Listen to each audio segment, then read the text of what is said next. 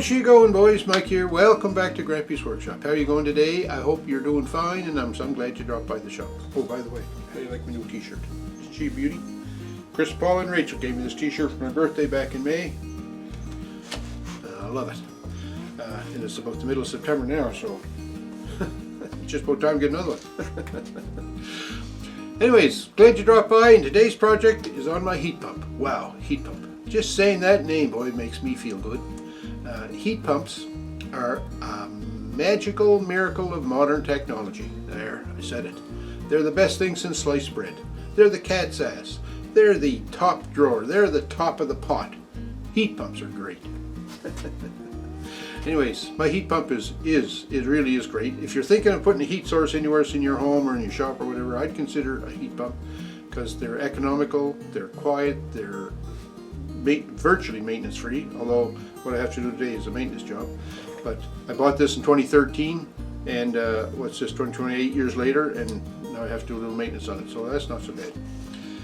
I don't have a 200-gallon oil tank sitting around either. Here in central Nova Scotia where I am, or in Nova Scotia generally, a lot of furnaces are oil fired, so we've got this 200-gallon tank of oil just waiting to burst and be an environmental disaster. Anyway, I don't have that. I've got a heat pump, and it keeps me warm all winter, and it keeps me cool all summer, and it's also a dehumidifier, so it keeps the humidity in the air in the camp at a decent level as well. Anyways, my heat pump is sick. It's got a problem. It's a Daikin heat pump, first of all, Daikin. I'm not sure if I'm saying that right. Some people say Daikin, Dokin, I don't know. I say Daikin. It's an 18,000 BTU heat pump, and the outside unit, the outside compressor unit, the fan on it, the fan motor's making a noise. This noise started, I don't know, back in maybe in the early spring, and it's been getting worse all summer, and to the point now where we can hear this fan in the camp pretty good. So I don't want it to be like that through the winter. I want to look after it, get it addressed, get it fixed up, because we don't want the heat pump to be a problem for us through the winter. So we're going to go out today and we're going to discover how to take this heat pump apart, the outside unit, to get at the fan, and how to disconnect the fan from the control board, because I have to go to Halifax to get a new one. When I bought the heat pump, there was a 10-year warranty on it, so the warranty is for free parts but not for labor. So I'm going to put this in myself, but we have to go to the city to get the fan motor. So that's what we're going to do. We're going to go out there, discover how to take the fan out of the outside unit. This could be interesting. So grab a coffee, grab a snack, grab a drink, whatever you got, and let's go see how I make out. Alright, one of the first things we're going to do here is going to kill the power. So this is the main electrical service to the heat pump. I'm going to pull that disconnect out. That way I shouldn't curl my hair. Well, I have to take the fan motor out of this, so I think I'll start by taking the grill off it.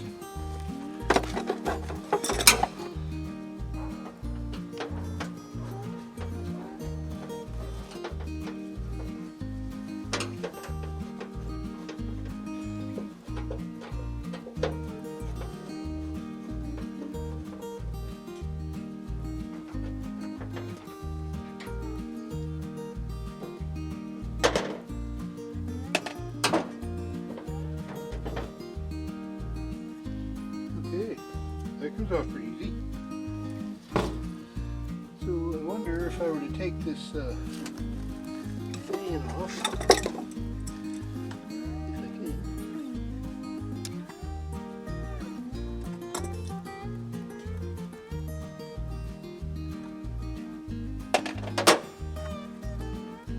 Yeah, that comes off pretty easy too.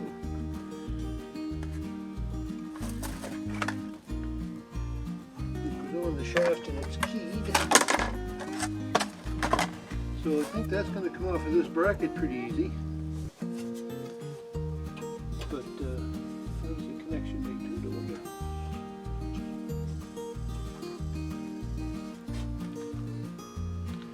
There's a wire that goes right up into this section where the brain is, I think.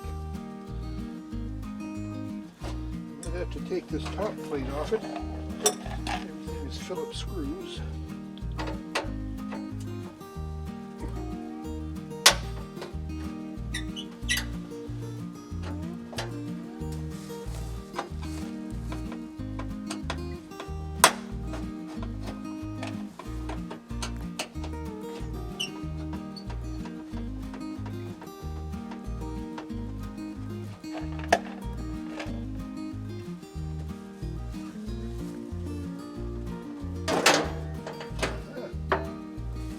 Another piece of it. There's all the brains. Lovely. Lots of cobwebs in it.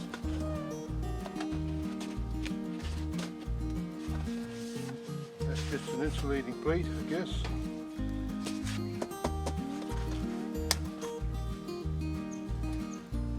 Now that wire, because I put this roof on to protect it, I mean, it works good at protecting the heat pump, but it doesn't work too good to get your head in there. Excuse me while I stick my noggin in here. So what I see when I look in there, well, I'll just show you, just as easy. So this is the wire right here that comes up from the fan. It comes around the side, right in there. Then it goes through this ferrite core, I'm thinking that's what that is. And then it goes up to this plug. So I'm going to unplug this and then fish that wire back and disconnect the fan.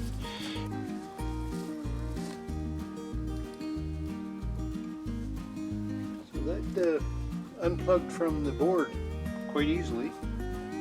Is the prize, really.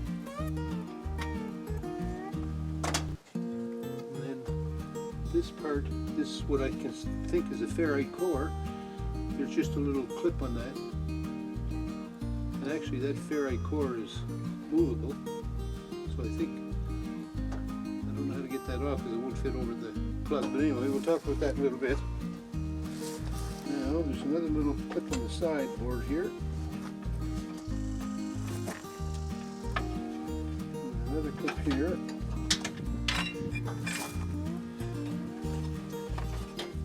Clips to hold the wire in place. Okay, let's take these out now.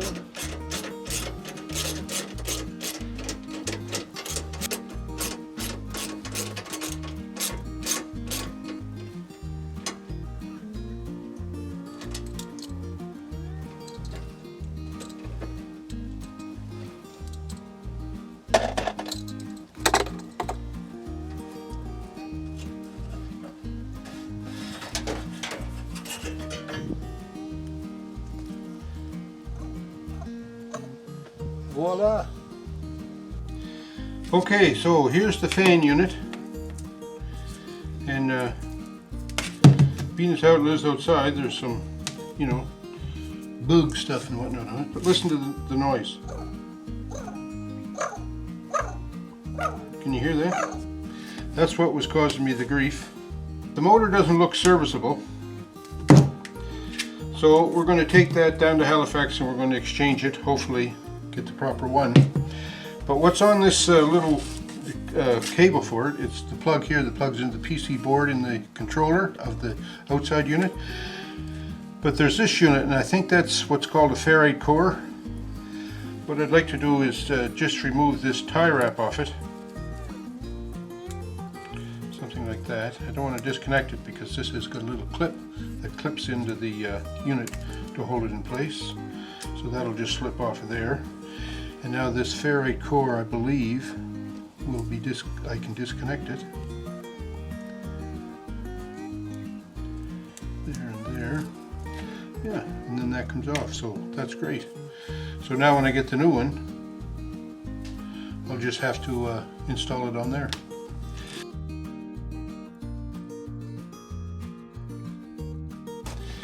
Okay, so I ended up getting my fan motor. We're down to the city today. It's a Daikin 4017407. That's the part number on it. If that means anything to anybody. And there it is, complete unit. It looks like the identical unit, which is good. It has the 2 cushions on the back. It even has the ferrite core. So I took this ferrite core off, but I didn't need to. But I'm glad I did because I wasn't sure what was coming. I also took the vibration feet off, the rubber pads, but this one came with them. So, and then when I spin this one, no growly sound. Hear that? So that's good. Same kind of plug, so it should be just plug and play with this one. Even has this cover, dust cap cover on here. So that's good. Total complete unit. I like it. Let's go install it now.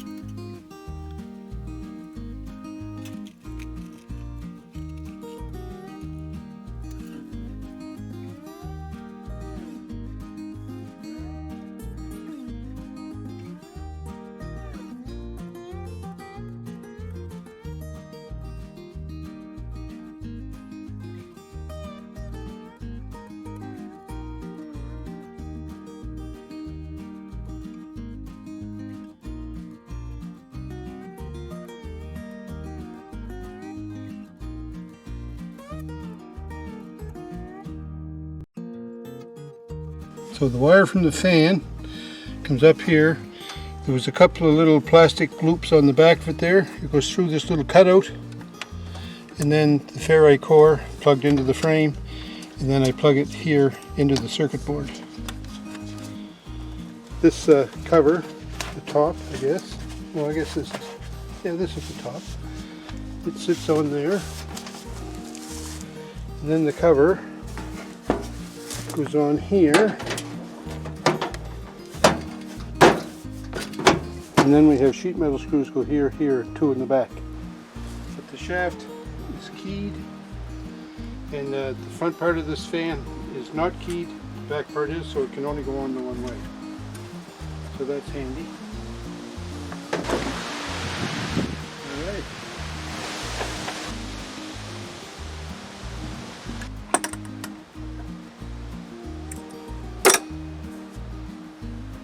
We put the screen back on, and the screen has a couple of locating hooks, so it's pretty easy to set that in place.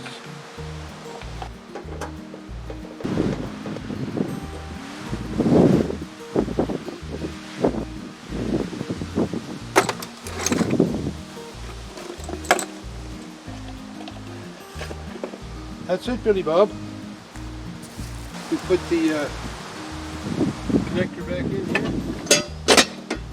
Now we go and turn the breaker on. Should work. So here at the fuse panel, or the breaker panel, it's 18 and 19 here, or sorry, it's 18 and 20. 20 amp breaker. Turn that on. So there's the heat pump. Power off. There's the controller. I'm asking for heat at 23, so I'll push the power on button. It went beep beep, so the vanes on it will open and they'll do a little pre-start routine.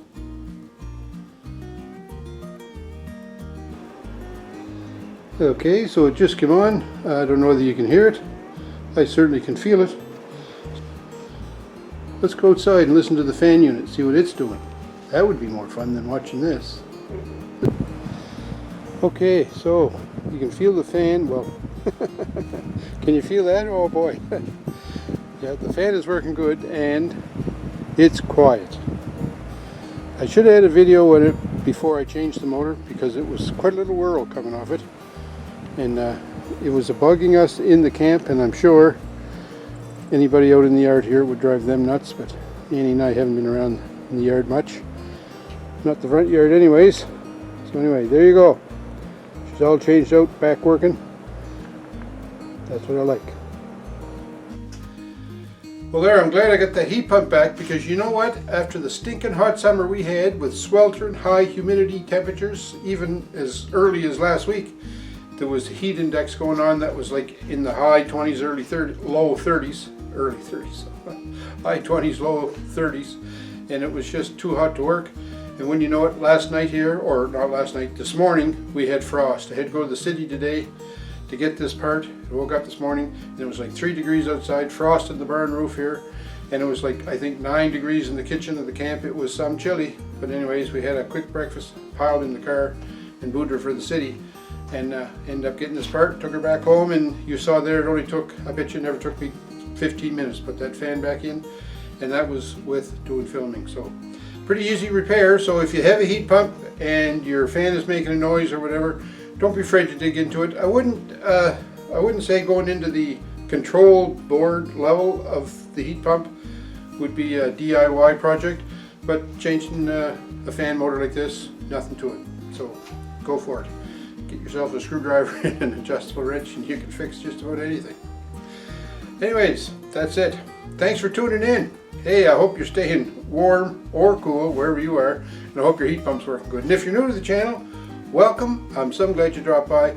And for everybody who's watching, please thumbs up me. And if you're not subscribed already, how about clicking that subscribe button? I'd appreciate that a lot. It would sure help the channel out.